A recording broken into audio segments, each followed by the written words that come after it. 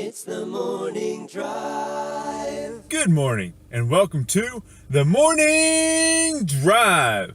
I'm your host, Brooks Fiesinger of BrooksFiesinger.com and MillionaireWho.com, where we help you stabilize your wallet, secure your future, and succeed in entrepreneurship and finance today. I'm here with my co-host, Hyundai Sonata. All right, let's get on the road. Today we got a few things to discuss. One of them is going to be credit cards. I actually received a question about credit cards, what I think of them,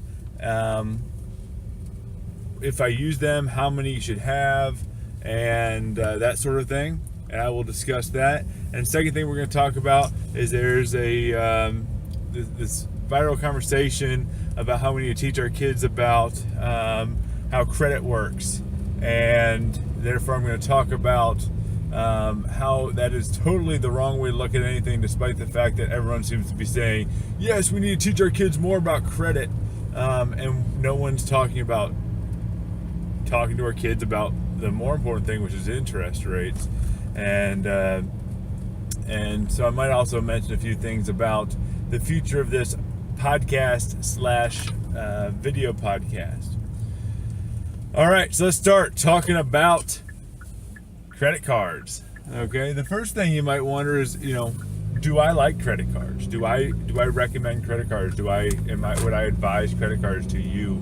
And I'll be honest, I love credit cards. Okay, I like credit cards. I don't know why you wouldn't use a credit. Well, I do know why you wouldn't use a credit card, but I like credit cards. Why not like credit cards? Okay, credit cards pay you benefits.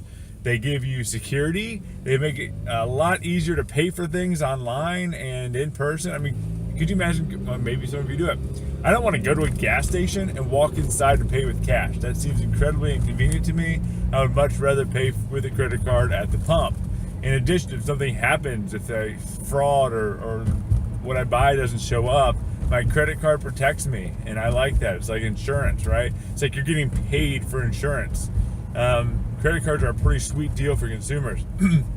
So, I definitely use credit cards, and I would highly, highly recommend I shouldn't say everybody. Not everybody should use a credit card. You gotta be smart about it. But it's like, credit cards are awesome, but you have to understand how they work and how to use it to keep yourself from getting into big, big, big trouble. So, the important thing when it comes to credit cards is, like we've talked about a few other times, don't be an idiot, right? So you can't be an idiot with credit cards. You got to understand what you're getting yourselves into. So who's an idiot with a credit card? If you don't pay 100% of your balance off at the end of each month, you're an idiot and you shouldn't have a credit card. Go get your scissors out, cut it up right now, and throw the thing away, right? You cannot have a credit card if you don't pay the thing off at the end of the month, all right? And that's pretty simple to me. That's pretty obvious. The interest rates they charge on things are like 25%, 26%, 27%. Seriously, like that is the worst interest rate you're going to get anywhere. And if you don't understand what interest rates are, that's a bigger issue. That means for like every dollar you use on your credit card, you're paying 26 cents every year to use that dollar. That is insane. Talk about a ripoff. Seriously, like if you do not pay off your card 100% at the end of every month, right now, this isn't a joke, get your card out of your wallet, okay? Pull over your car, take a break from work, whatever you're doing, go get your credit card out right now and cut it out, okay? So if you literally cannot handle it and cannot pay it off and you run a balance, cut the thing up this minute, okay? You are not responsible enough to handle a credit card. You got to get your life in order before you can carry a credit card, right? So if that is you, if you literally are like, hey, credit cards means I can spend money I don't have, get rid of it. You're destroying your life. I'm sick of people destroying their lives. Seriously, it's like, as a society, we're okay with people committing suicide. I'm not okay with suicide. I'm also not okay with financial suicide. So just because you can doesn't mean you should. It should be a pretty obvious tenet to the world, right? Just because you can doesn't mean you should. So right now, if you cannot pay off your credit cards at the end of every month, cut the darn thing up, throw it away. You cannot have a credit card. You are destroying your life, okay? Simple.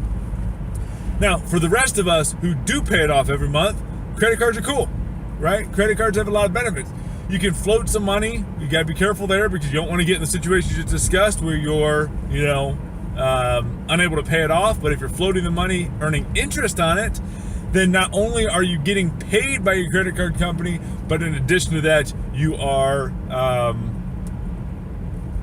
making extra money with that float. That's awesome, right? That is what we're talking about with tier 3. That's succeeding in entrepreneurship and finance.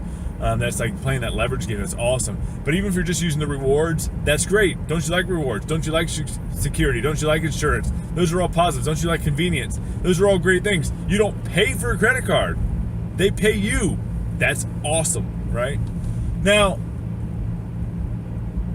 once you decide you like credit cards, the question is, what kind should you get? Now, personally, I choose all maximum cash back on anything cards. I don't do rotating categories because it's unpredictable. And if you have to think about it every week and really put a lot of thought into what you're doing, and you have to change your behavior, then I think that goes against your goals. It's almost like, in many ways, advertisements and promotions. You're going to end up spending more money because you're trying to figure out how to maximize your return. And if you're trying to maximize your return, then what you're really going to end up doing is changing your behavior in a way to spend more. So I don't like rotating categories. Some people love travel rewards. If that's you, some of those are technically some of the best deals out there. For example, hotel points or airlines miles. But I'll tell you personally, I avoid those because I'm a huge budget-oriented shopper when it comes to travel. And I've got these points that I can use in specific situations, but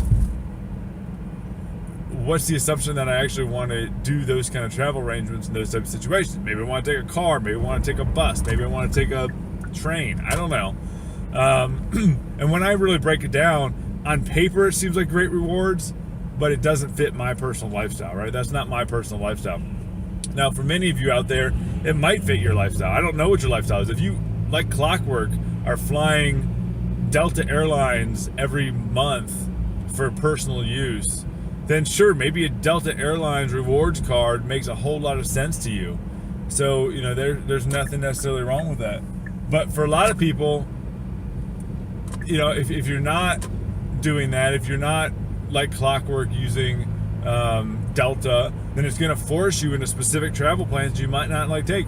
I don't want rewards that force a change in my behavior. It doesn't make sense. There's so many wonderful cards out there that pay you 1.5%, 2%, sometimes even 2.5%. And I'm guessing as interest rates go up, those might go up even further. So, if I can get a guaranteed 1.5% to 2% on all my purchases or fixed categories every month, then that's a no-brainer to me. That's definitely what I'm going to do, and that's what I choose. So I have a couple of cards, and all my cards are those kind of rewards, cashback things. And that doesn't necessarily mean that's it for you. For other people, you're going to find it much better off to get one that does something like travel rewards or similar. The one thing that I urge you to consider is you don't want a card that's going to change your behavior, because changing your behavior is going to often cause you to spend more money. And that's exactly what you're trying not to do. You're trying not to spend more money. So, once again, I like those cash back ones. And I like the ones that do cash back on all your purchases. Because once again, at the end of every couple of months, you get a few hundred extra bucks, and that's cool. That you can then invest or save or do something else with. So that's the way I do it. But once again, that's very personal. It depends on what kind of rewards are beneficial to you personally, right? I also don't want one that I have to change up all the time. I don't want to have to get a new card every 3 months because the rewards that I liked before expired. I like ones that are pretty stable long term. I can keep the same cards, and that works out pretty well. Now, how many cards should you have? That's certainly another challenging question, and I don't think there's an easy answer. I like to at least have 2 because you want, in my opinion, both a Visa and a MasterCard, and that's because while it seems like almost everybody takes both of them nowadays, I figure it's helpful to have both alternatives. Occasionally you'll find a place that takes one and not the other, and if that's the case, I would like to be able to still purchase there. You also have the chance that maybe your identity gets stolen or something happens, one of your cards gets shut down. That's happened to me quite a few times as well. So I think it's a reasonable concern. I'm sure it's happened to many of you as well. And you certainly don't want to lose access to your cards just because something happens to one of your cards. So I think 2 is good. And then the third one makes a lot of sense the minute you have a business or side hustle. So if you've got a business or side hustle and you're trying to keep those expenses separate, then it makes a whole lot of sense to get a separate card, because once again, that will keep your rewards separate for your business stuff, and it will keep your expenses separate for your business stuff. And keeping that kind of stuff separate is going to be a huge benefit to everything you do. Because once again, when you do submit taxes, you want to keep them separate. And when you do, when you're just managing everything that you're doing, you want to keep those separate. So once again, that makes sense to me. So that means a lot of these listeners here, if you're at the early stages, say stabilizing your wallet, you probably want 0. If you're securing your future, you probably want 2. And if you're succeeding in entrepreneurship finance, you probably want 3. Can a case be made for 4? Maybe, I actually do have a 4th one I picked up because I found a card that pays me 5% on gas and groceries. And once again, gas and groceries, that's not a behavior change. I get gas and groceries every week. So if I know I'm buying gas and groceries every week, then maybe it makes sense to have a card that pays higher returns on gas and groceries. So, and I just know anytime I get gas or groceries, I use that card. And if I do everything else, I use the other card. So, there might be situations where you might want to go for a 4th card. I'm not going to tell you can't, but that's how I do it. There's a lot of different ways you can do it. But once again, the important thing there is that you do not get a credit card if you cannot handle it and you cannot pay it off. If you can pay it off, don't over strategize. An argument could be made of having a strategy and taking advantage of great offers, but you don't want to open up a card at every single store and every single place you do business with because, they give you a little more here and now I've got 47 cards. That just doesn't make sense. And I know a lot of people try to do that because they think they're being really smart gaming the system, and really all they're doing is making their life a living heck.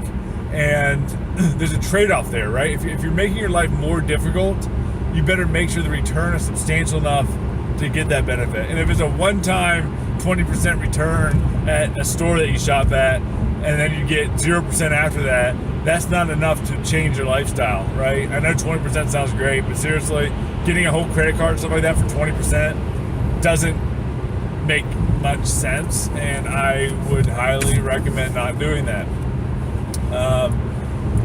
So that's my take on the credit cards. And once again, there's no perfect rule on it. Some of you are going to find you want more cards, less cards. Some of you are going to want different cards. There's so many options out there. And the one big thing is, who cares about the interest rate? Because if you're paying the interest rate, you should cut up your card. So one thing I won't ever talk about is finding a low interest rate card. Look for high rewards cards. And honestly, the rest, everything else that goes with it, the interest rate stuff, you should be paying 100% off every single month. And if you're not paying 100% of it off each month, then you're doing it all wrong.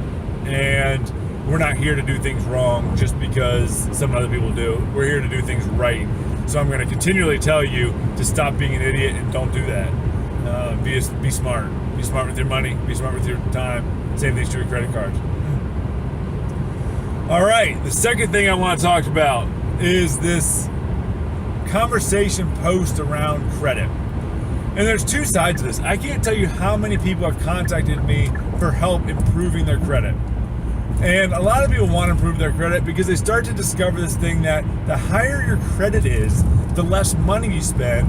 The less money you spend, the more money you have. The more money you have, that's kind of the goal of a lot of this stuff we do, right? All right, so the idea here is that, if you have a higher credit score, you're going to spend less, and based because you're going to get a lower interest rate. And that's kind of the idea.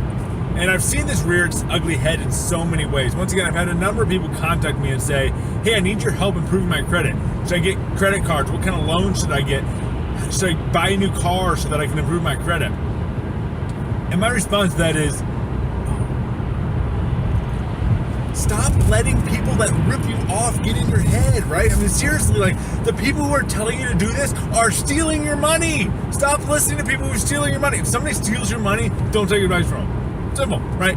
If they're taking your money, if you're paying them for advice, that's a different story. If they're taking your money, when you blow it, don't take their advice.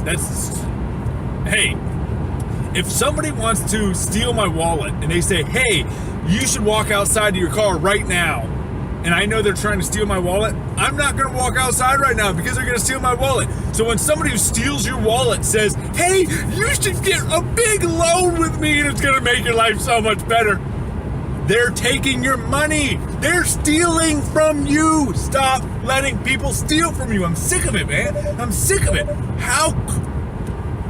Hopefully that's why you're watching this. Okay? Seriously, I would say stop trying to build your credit. Does that sound silly? Yes, right? Now, I don't want to say credit is not important. It is. But if you're trying to build your credit, then you're not doing things right.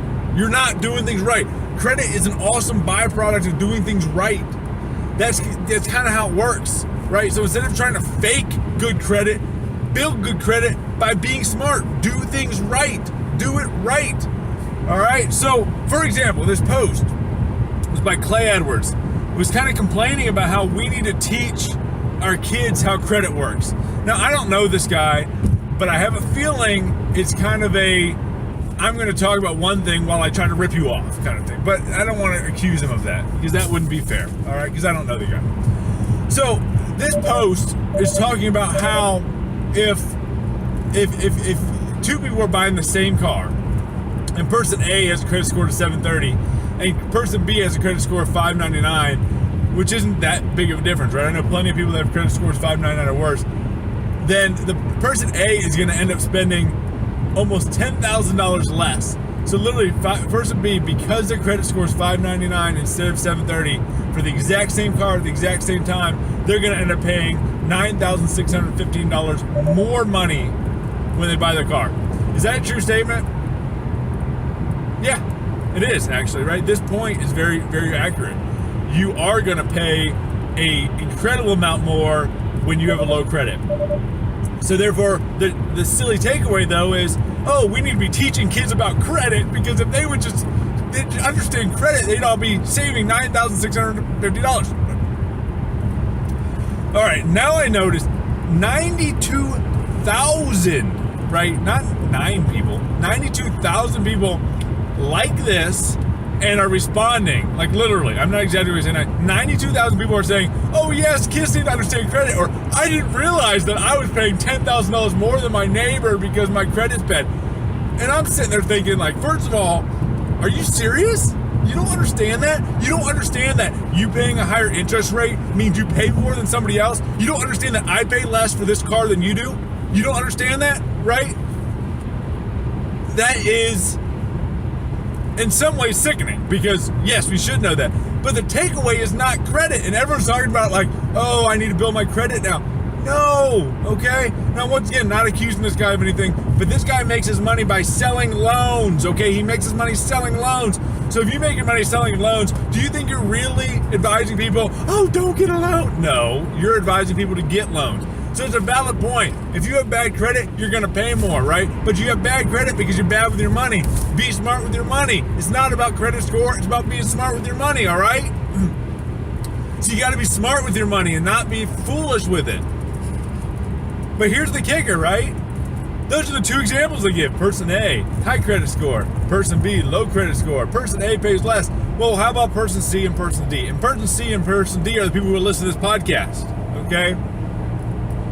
Person C is going to be that person who stabilizes their wallet and starts securing their future. What do? Now, instead of getting a loan at 1.9%, they don't get a loan at all. They start saving 5 years in advance. Now, instead of paying somebody 1.99% interest like this example does, they're getting paid 7% interest to save in advance. So literally, they're saving for 5 years until they buy the car, and then once they buy the car, they're now making payments to buy their next car, right? So they're still making payments, still paying the same amount per month, or actually less per month, okay? Now this person C, has a credit score of 820 because they're smart with their money, and when you're smart with your money, amazingly your credit score comes up, right? Is that right? Now, instead of their payment being 370, like the good credit score example before, their credit score, their payment is only $330. Okay, think about that for a minute. So their payment is literally $40 less. That's $40 more in their pocket that they could be saving and doing other things with. All right. Now, what are the results though? Their total payments, because they're earning interest instead of paying interest for that $23,000 car, only have to be $19,000, $19,800. All right, so just under $20,000. That means this good credit person we were just talking about, that this article and all these people are like, I want to be that good credit person that only pays 1.99%. This person is paying $4,500 less than that person. Seriously, you get the same car and you're paying $4,500 less. Yes, the person with good credit is paying $4,500 more than the person who's smart with their money and prepays for the future vehicles, right? Less payment each month, your payment goes down. You're paying less money each month for the same car. That means more money for other things, like your retirement and like investments. And many of you are sitting there saying, I don't know how to get more money for this stuff. I'm telling you right now, go drive a car that doesn't cost 90% of your income. Seriously, right? There's no reason you need to be driving that expensive car. I work in the car industry. I want you to buy cars. I love cars. I spend a lot of money on cars because I love it, right? I'm not telling you don't buy a car. I'm telling you, buy a car you can afford and don't ruin your life. Pay attention to those interest rates, right? I mean, seriously. And when you're talking about prepaying, that's actually what no one's talking about, is letting interest work for you. If you realize the impact of high credit score versus low credit score and how much of a payment difference that ends up being, right? Your payment goes way up. The amount you pay for your car goes way up with a low credit score because the interest rate is higher on a low credit score. Then what we're talking about doing is lowering the interest rate so far that it becomes negative. Think about that for a minute, right? A negative interest rate literally means you're getting paid instead of paying the bank. And that's realistic for every single one of you, right? So think about that for a minute. Instead of you paying the bank, you can get paid and actually buy things cheaper than other people. How cool is that? You can buy that car for $19,800 that everyone else is paying $23,000 for. That's what we're talking about, right? And in fact, they're not paying $23,000 for it because they're getting a loan, because everybody has a car loan, which is not true. Not everybody has a car loan. A lot of people don't. So, they're paying $29,000, $32,000 for this car, and you're paying $19,800. Think about that for a minute. You're paying $19,800. They're paying $32,000. What happens to that extra $13,000? You keep it. You take that $19,000 or the $13,000, and what do you do with it? You invest it. You save it. You let that continually grow. You buy a new car with it. You do you do a lot of things with it that are going to improve your life. Seriously. I mean, think about it. It's crazy. How much you can do with that. Now, that's about as much as I advise for some of you. Some of you, especially the ones who are having a hard time managing their credit cards that we were talking earlier, that this seems like a lot to deal with. And that's as much as you want to do. But I want to talk to you about somebody else as well, and that's person D. And person D is those of you who are Succeed group, right? The Succeed group. And person D starts doing something that we call leverage. Now, you got to be careful with leverage. Leverage is one of those things that if you don't understand it, you can get yourself in trouble. Right? A lot of people have a hard time seeing the difference between person B, the one who spent $32,000, and the person I'm about to tell you, which is D. And the person D is the person who spends the absolute least on that car, right? But a lot of people have a hard time seeing the difference. If you can't see the difference between person A or person B and person D that I'm about to get into, then you should not try to do what person D does. Don't try to leverage. You're not there yet. You'll get there, right? It's a progress, right? First, you stabilize your wallet. Once you have your wallet stabilized, you secure your present and your future, right? Then you can succeed in entrepreneurship finance, right? Then you can take that third step. And if you haven't gotten those first two steps, then don't try to go on the third step. And if you have gotten the first two steps, you might actually decide you don't want to go to that third step, and that's okay. You don't have to go to the third step. That third step is for those who are trying to become very wealthy, very successful, want to do really amazing things, okay? So That's kind of where we face that. But so who is this person D that we're talking about here? That's kind of what you're probably wondering, right? Who is this person D? So person D is somebody who, I did the math on this last night. So person D probably has a credit score of 810. Their credit score is slightly lower than person C, which is the person we just discussed who isn't doing the loan at all. And their credit score is probably slightly lower because they're more willing to leverage their credit. So in this case, we'll say 810. Still better than person A, but 810, right? And person A is going to recognize that they get 7% returns on their cash, okay? So then they're going to get a loan at 1.9%, but earn 7% interest on their money. They're leveraging it. They're creating a spread. Instead of paying that money cash for the car, like person C was, the person we were talking was paying way less. You know, the person that was paying the least so far is the person who's paying cash. Instead of paying cash, this person is actually going to get the loan anyway and leave the cash in an interest-bearing accounts. Okay? So what ends up happening, and this gets confusing, is what are their real payments? Well, their payments are kind of $368, the same as person A. They're the same as the best case scenario according to Clay's original information and this viral post that's going around, right? That original post, the best case scenario is the person's paying $368 for this car. This person's still paying $368, but I got to put that in air quotes. And the reason I'm putting that in air quotes is because he's making those payments, but he already has that money sitting there, right? It's already sitting there for him to pay out of. It's not like he's necessarily having to come up with 100% of that. But ideally, you want to keep paying your car payments. You know, keep making your car payments, even if you're not paying it towards a car and you're putting it in an account, because that's going to start growing. Soon you'll be driving, Mercedes without paying any money out of pocket, and that's what you're going for, right? So now this person, he pays $23,000 for the car. He gets the 1.99% interest, which means he's still paying the $1,300 interest that person A was. But the kicker is the leverage is actually generating $8,855 in interest over the course of that year. Okay? Therefore, his interest paid is actually negative $7,500.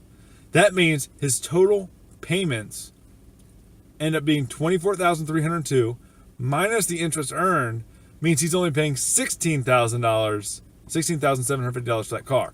So in other words, this person D is paying $16,750 for the car, when person D or person B, which is many of you right now, the person with the low credit but still getting a full loan, is paying over $32,000. Think about that for a minute. What does that mean? This person D, this person who's succeeding in entrepreneurship and finance, this person who's pushing that limit of leverage and really savvy financial skills, okay, is paying less than half the price. Less than half the price of the car of many of you. Think about that. He's paying less than half for that same car. You're looking at your neighbor, you buy the same car as him, one of you's paying half the price of the other. How does that leave you at the end of the year? How does that leave you at the end of the month? How does that leave you in your life? Right? Think about it. I can buy two cars leveraging, and my two cars together are very likely going to be cheaper than many people's one car. And the money that I'm saving is once again being reinvested in my future. It's going into my savings. It's going in my retirement. It's making my future in life better.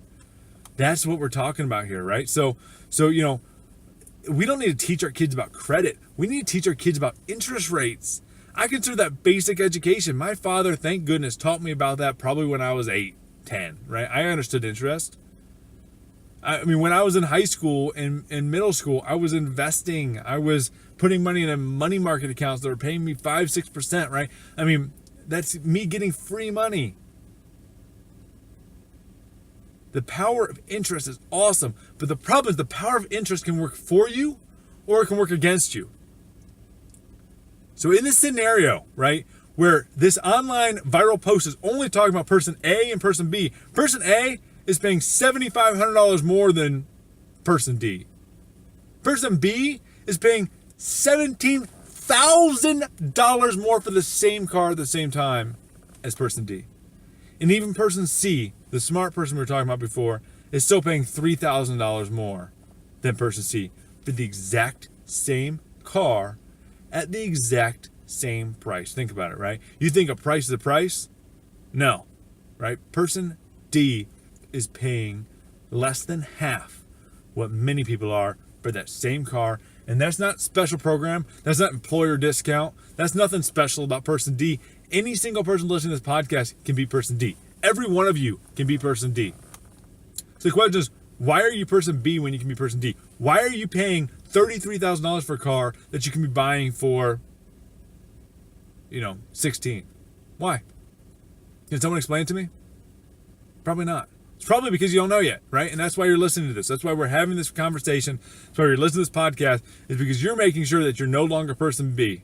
You're going to move from person B, you're going to move to person C, and then you're going to go from person C to person D, and you're going to be richer and more successful for it. And you're going to tell your friends, and you're going to change this notion that we need to teach kids about credit, and you need to teach other people about interest, and share them the great news, share them the awesome news about how much happier you can be, how much more successful you can be, how much better your life can be by being person C or person D. How much better your life can be by letting interest work for you and not against you, right? Stop paying somebody else interest so you can buy something you can't afford. That's what this is about. Stop buying stuff you can't afford. Go buy what you can afford. Let your money work for you. Don't let it work for somebody else. Don't pay somebody else. Let it work for you. That's what we're talking about. Unfortunately, this person D scenario is a mouthful. I just explained why many of you might be broke and others aren't. But, let's learn from it. Let's not get upset about it. Let's learn from it. And don't jump to D. Get to C first. Get to that point where you're not paying somebody else before you worry about leveraging, right? Pay yourself. Earn interest yourself before you worry about playing crazy leverage things. Because sometimes people end up being really bad with their money and claim it's because they're leveraging, and they're not, right? So once again, if you're worrying about credit, you're thinking about this all wrong. Credit doesn't matter. It doesn't in the scheme of this stuff, right? Stop worrying about credit and start paying attention to how interest works, right? Learn how to calculate interest. Go play with some interest rate calculators. Realize the impacts of your investments, okay? You can see a lot more. Right now, you're getting a lot more than 7%. You're getting 14% or so. So this number just gets exacerbated by that. And, an argument could be made, if you would have done the same thing a couple years ago, that person D end up paying, $12,000 for their car, $10,000 for a car, while other people are paying $35,000. I mean, and the other thing is some people are paying a lot more than 5.99%, like this scenario is. This scenario involves, or 14.99%. There's people paying 21% interest on cars. So once again, hope you took something away from that. Start paying attention to interest. Don't worry so much about building your credit. That's a side byproduct of doing the right things. Do the right things, and the credit doesn't matter so much. And you'll be worrying about your credit because you're sitting there saying, hey, I want to be 820 instead of 790. Fine, right? But get to that point first. If you're at 599, your problem is not building credit. Your problem is you don't understand how to manage your money. Big difference, right? Solve the right problem. Don't solve the problem that people are getting paid to tell you to solve, right? People are telling you, oh, get a loan because it's going to improve your credit. They get paid when they get a loan, okay? Car companies can make more money off your loan than they do selling you the car. Let's recognize that, okay? All right.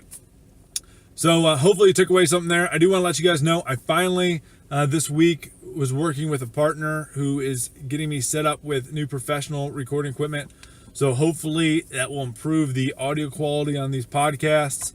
And hopefully it makes things a little bit better. Just want you guys to know I'm continually trying to improve this thing as it grows and as it continues on. So I just want to let you guys know about that. Hopefully in a couple of weeks you start seeing a market improvement in these things. But if anyone's got any feedback, certainly let me know. If anyone's got any questions, certainly let me know. I'm here to help you succeed, right?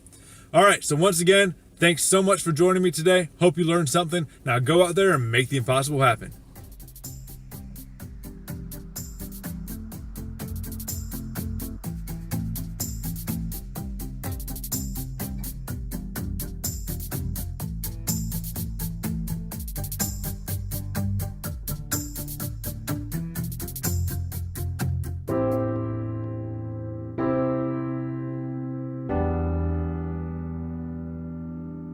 It's the morning drive.